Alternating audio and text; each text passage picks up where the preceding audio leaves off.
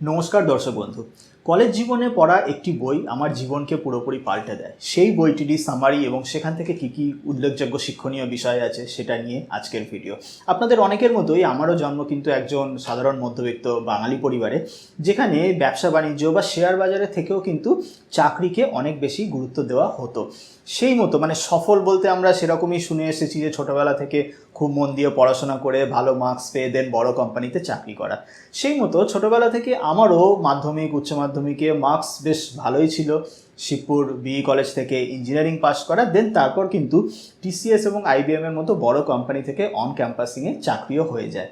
তো এই সমস্ত সত্ত্বেও আমার চ্যানেলের যারা পুরনো দর্শক তারা জানেন যে 2010 সাল থেকেই আমি সেই কলেজ লাইফ থেকেই আমি কিন্তু অ্যাক্টিভলি শেয়ার বাজারের সঙ্গে যুক্ত, কোনোদিন চাকরি করিনি এবং শেয়ার বাজার থেকেই আমার ফিনান্সিয়াল ফ্রিডম এবং শেয়ার বাজারেরই ওপরে লেখা বই how to avoid loss and earn consistently in the stock market, যেটি কিনা অ্যামাজন ইন্ডিয়া বেস্ট সেলার এবং ভারতীয় অথরদের লেখা বইগুলির মধ্যে আজও কিন্তু হাইয়েস্ট রেটেড বুক। বুকটির বেঙ্গলি, ইংলিশ, হিন্দি এবং মারাঠি ভার্সন সব কিছুই কিন্তু অ্যামাজনে রয়েছে। যে বইটির কথা বলছি আমার জীবন পাল্টে দিয়েছিল, সেই বইটি হলো rich dad poor dad by Robert Kiyosaki. দেখুন, সেই বইয়ের প্রথম যে জিনিস যেটি আমাকে খুবই প্রভাবিত করেছিল কলেজ লাইফ থেকে, সেটি হলো এই রকম যে আমি বুঝতে পেরেছিলাম যে for rich money works for them, বড়লোক হতে গেলে আপনাকে আপনার যে টাকা সেইটাকে কাজ করার সময় দিতে হবে, আর উল্টো দিকে গরিব বা মধ্যবিত্ত তারা টাকার জন্য কাজ করে। কি একটা বিস্তারিত উদাহরণ দিলে আপনি ব্যাপারটা খুব ভালোভাবে বুঝতে পারবেন। আপনি একবার নিজেও ভাবুন যে আপনি যখন প্রথম 1 লাখ টাকা জমিয়েছিলেন, সেই 1 লাখ টাকা দিয়ে কি করেছিলেন। আমার যখন 23-24 বছর বয়সে প্রথম 1 লাখ টাকা জমেছিল, আমি দেখেছিলাম আমার আশেপাশে ম্যাক্সিমাম যেটা করে যে একটা হয়তো দামি মোবাইল কিনে নেয় বা একটা দামি মোটর বাইক কিনে নেয় বা কোনো ফরেন ট্রিপে ঘুরতে চলে যায়, এক্সেট্রা এক্সেট্রা। তো আমার যখন প্রথম 1 লাখ টাকা জমেছিল, আমারও ইচ্ছা করেছিল একটি মোটরসাইকেল কিনতে, দামি মোবাইল কিনতে, কিন্তু আমি করিনি। কেন? সেই রিচ ড্যাড পুয়ার ড্যাড বইয়ের শিক্ষা। কেন বলছি? তো আমি এইটা করেছিলাম যে 1 লাখ টাকাটাকে সময় দিয়েছিলাম শেয়ার বাজারের থ্রুতেই 1 লাখটাকে 10 লাখ টাকা করতে। সেই 1 লাখ থেকে যখন 10 লাখ হয়ে যায়, তখন আমি ওই 1 লাখ টাকা দিয়ে মোটরসাইকেল কিনি, দামি মোবাইল সেই সময় 30,000 টাকার মোবাইলও বেশ ভালো মোবাইল মানা যেত। তো সেই 1 লাখটা যখন 10 লাখ হয়, তখনই আমি কিন্তু ওই 1 লাখ টাকা দিয়ে মোটরসাইকেল মোবাইল কিনে নিই, যাতে করে আমার হাতে সেই 9 লাখ টাকা থেকে যায়, যাতে সেই 9 লাখ টাকা আমার জন্য কাজ করে। তারপরে কি হলো, সেই 9 লাখ টাকা যখন আবার আমার জন্য কাজ করতে থাকলো শেয়ার বাজারের বিনিয়োগ থেকে, সেই 9 লাখ থেকে যখন 90 লাখ হলো, 90 লাখ হওয়ার পরেই কিন্তু আমি মার্সিডিস কিনি, যাতে করে যে যখন মার্সিডিস কিনি তখনও আমার কাছে 40-50 লাখ মতো থাকে, যেটি আবার আমার জন্য কাজ করে সেই 40-50 লাখ থেকে কিন্তু কয়েক কোটি হতে পারে। ডিফারেন্সটা বুঝুন। ম্যাক্সিমাম যারা আজকে নতুন চাকরি করে, যারা দেখি, তারা কি করে, হয়তো তাদের কাছে যখন 2 লাখ টাকাটা জমলো, তখন সেই 2 লাখ টাকা দিয়ে তারা 4 লাখ টাকার গাড়ি কিনে নেয়। তো 4 লাখ টাকার গাড়ি কিভাবে কেনে? 2 লাখ টাকা নিজে থেকে দিল, বাকি 2 লাখ টাকা লোন দিল। ব্যাংক তো বসেই আছে, যারা এমপ্লয়েড, যেমন আইটি কোম্পানিতে যারা চাকরি করে তারা জানেন যে ব্যাংক বসে আছে তাদের লোন দেওয়ার জন্য। তো আপনার হাতে 2 লাখ জমলো, আপনি কি করলেন? 5 লাখ টাকার গাড়ি কিনে ফেললেন 2 লাখ টাকা নিজে দিয়ে, 3 লাখ টাকা লোন নিয়ে। এবার আপনি ওই 3 লাখ টাকা যে লোন নিলেন, সেটা আগামী 3 বছর বা 4 বছর প্রত্যেক মাসে মাসে ইএমআইতে শোধ করতে থাকলেন। তার আপনি যে চাকরি করছেন, আপনি টাকা উপার্জন করছেন ওই ইএমআই শোধ করার জন্য, আপনার চাকরির টাকা থেকে কিন্তু আপনি পর্যাপ্ত টাকা জমিয়ে সেইটাকে ইনভেস্ট করে সেইটাকে কিন্তু বাড়াতে পারছেন না। ডিফারেন্সটা খুব সূক্ষ্ম। যে আপনার 2 লাখ আছে, 2 লাখটা আপনি 5 লাখের লোন নিয়ে গাড়ি কিনে ফেললেন, আপনার কিন্তু সেই টাকা বাড়ানোর সুযোগ হারিয়ে গেল। আমার যখন 2 লাখ ছিল বা আমার যখন 1 লাখ ছিল, আমি সময় দিয়েছিলাম যে না, এই 1 লাখটাকে শেষ করা যাবে না, এইটা বেড়ে যখন আমার 10 লাখ হবে, যখন আমার টাকাকে আমার জন্য কাজ করানো শেখাতে পারবো, তারপরে আমি গাড়ি কিনবো, তারপরে মোটরসাইকেল মোবাইল কিনবো, যাতে করে বাকি টাকাটা আরও আমার জন্য কাজ করতে থাকে। এই শিক্ষাটা আমি আমার কলেজ লাইফে যখন ফার্স্ট ইয়ার কি সেকেন্ড ইয়ারে পড়ি, সেই সময় এত ভালোভাবে পেয়েছিলাম বলেই আজকে হয়তো সেইভাবেই আমি সঞ্চয় করে টাকা বাড়াতে পেরেছি। তা নাহলে হয়তো বাকি সকলের মতো যখনই প্রথম 1 লাখ জমিয়েছিলাম সেই 1 লাখ টাকা হয়তো আমি খরচা করে ফেলতাম।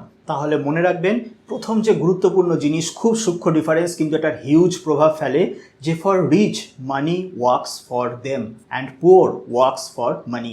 খুব সূক্ষ্ম ডিফারেন্স। আপনাকে যদি বড়লোক হতে হয় তাহলে আপনার টাকাকে আপনার হয়ে কাজ করতে দিতে হবে। আপনি টাকার পেছনে ছুটলে, আপনি টাকার জন্য কাজ করলে হবে না। ধনী হতে গেলে পৃথিবীতে যারাই ধনী তারা কিন্তু তাদের টাকাকে কাজ করিয়েছে, টাকা থেকে তারা টাকা বানিয়েছে। এই জিনিসটি কিন্তু আমি কলেজ লাইফে শিখেছিলাম, যা সত্যি সত্যি আমার জীবনকে বদলাতে সাহায্য করেছে। দ্বিতীয় গুরুত্বপূর্ণ জিনিস, যেটা আপনি যত কম বয়সে শিখবেন তত আপনার জন্য বেনিফিট, বা বড়লোক এবং ধনী বা মধ্যবিত্ত সেইটাই ডিটারমাইন করে যে যত কম বয়স থেকে অ্যাপ্লাই করতে পারে, সেটা হলো আপনাকে খুব ভালো করে অ্যাসেট এবং লাইবিলিটির পার্থক্য বুঝতে হবে এবং আপনার টাকা সেইভাবেই খরচা করতে হবে যাতে করে আপনি অ্যাসেট অ্যাকোয়ার করতে পারেন। কেমনভাবে আমি বলছি, মানে একটা ছোট্ট উদাহরণ দিলে আপনি বুঝে যাবেন যে অ্যাসেট অ্যাকোয়ার করা, লাইবিলিটি অ্যাকোয়ার করা। অ্যাসেট লাইবিলিটি খুব সহজ টার্ম মনে হতে পারে, বাট অ্যাকচুয়ালি কিন্তু সেটা না। অ্যাসেট মানে সেই জিনিসটা যেটা আপনাকে ভবিষ্যতে আরও টাকা বাড়াতে সাহায্য করে, আপনার ভবিষ্যতে আপনার পকেটে টাকা দিতে সাহায্য করে। আর লাইবিলিটি আমরা সেইটা বলতে পারি যেটা আজকে বলে নয়, ভবিষ্যৎকালেও আপনার পকেট থেকে টাকা নিয়ে নিচ্ছে।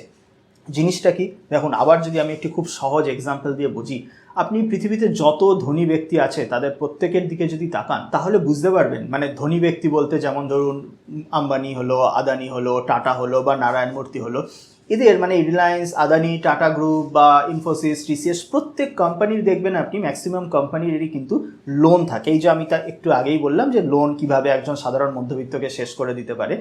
তো এই যে বড় বড় যারা ধনী বা যারা ধরুন বিলিয়নিয়ার, তাদেরও কোম্পানিতে কিন্তু লোন থাকে।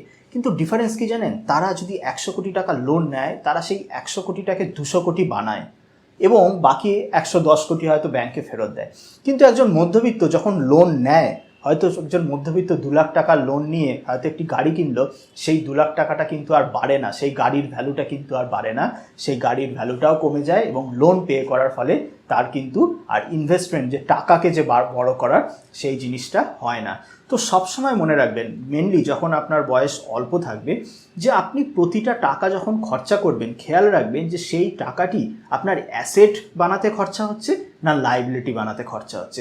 এবার অ্যাসেট বানানো খরচা হচ্ছে মানে ধরুন আমি কোনো একটি কোর্সে ভর্তি হলাম বা আমি কোনো একটি নতুন বই কিনলাম, তো সেই যে বইটি কিনলাম বা আমি যে কোর্সে ভর্তি হলাম বা আমি নতুন কোনো স্কিল ডেভেলপমেন্ট করলাম, সেখানে যদি আমি পয়সা খরচা করি তাহলে সেটা কিন্তু হয়ে গেল আমার অ্যাসেট, কারণ সেই খরচা আমার ভবিষ্যৎকালে তার থেকে অনেক বেশি রিটার্ন দিতে পারে।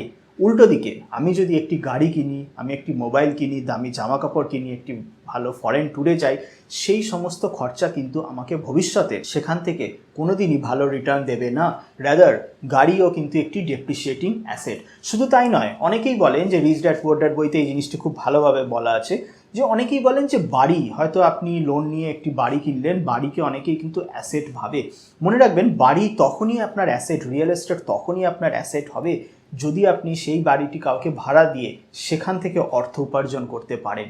কিন্তু আমাদের বেসিক যে নেসেসিটি, আমার নিজের যদি থাকার জন্য যে বাড়িটা কেনা হলো, তার পেছনে কিন্তু আমার একটা মেনটেনেন্স কস্ট আছে, সেটাকে কিন্তু আমি আমার অ্যাসেট, যদিও সেটা টেকনিক্যালি অ্যাসেটের মধ্যে পড়ে, কিন্তু আমি আমার অ্যাসেট বলে মানতে পারবো না, কারণ যেই বাড়িতে আমি থাকছি সেই বাড়ি থেকে আমি মান্থলি কোনো কিছু আর্ন করতে পারছি না। হ্যাঁ, যদি সেই একই বাড়ি আমি ভাড়া দিই, সেখান থেকে আমার আর্নিং আসে, আমার ইএমআই এর যা টাকা দিতে হচ্ছে তার থেকে আমার রেন্টের ইনকাম বেশি আসে, তখনই কিন্তু আমি তাকে সেটা অ্যাসেট মানব।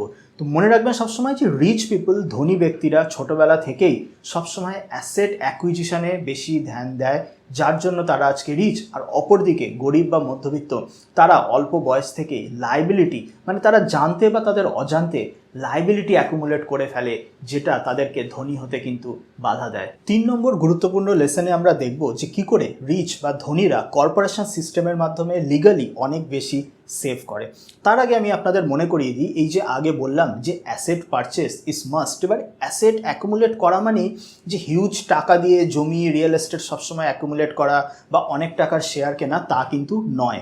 যেমন আমি বলেছিলাম যে সেই কলেজ জীবনে মাত্র কয়েকশো টাকা, 100, 200 কি 300 টাকার কেনা এই রিচ ড্যাড পুয়ার ড্যাড বই, আরও এরকম অনেক বই, যেমন আমার ইন ফিউচার ফাউন্ডেশন তৈরি করে দিয়েছে।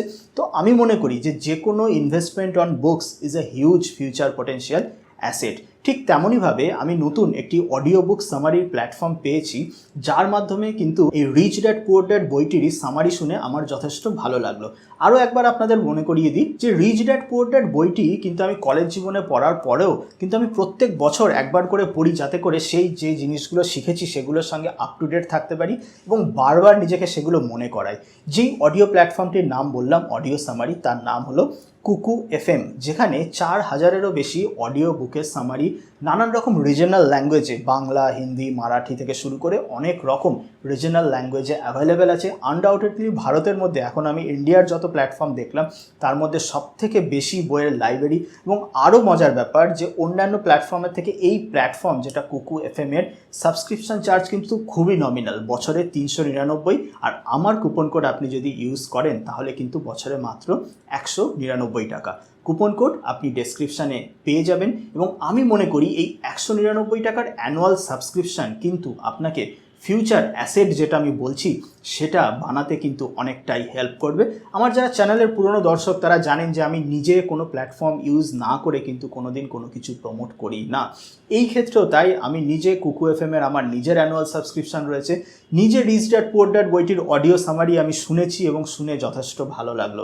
তাই আমি রেকমেন্ড করব মাত্র 199 টাকার সাবস্ক্রিপশান এমন কিছুই নয় বছরে।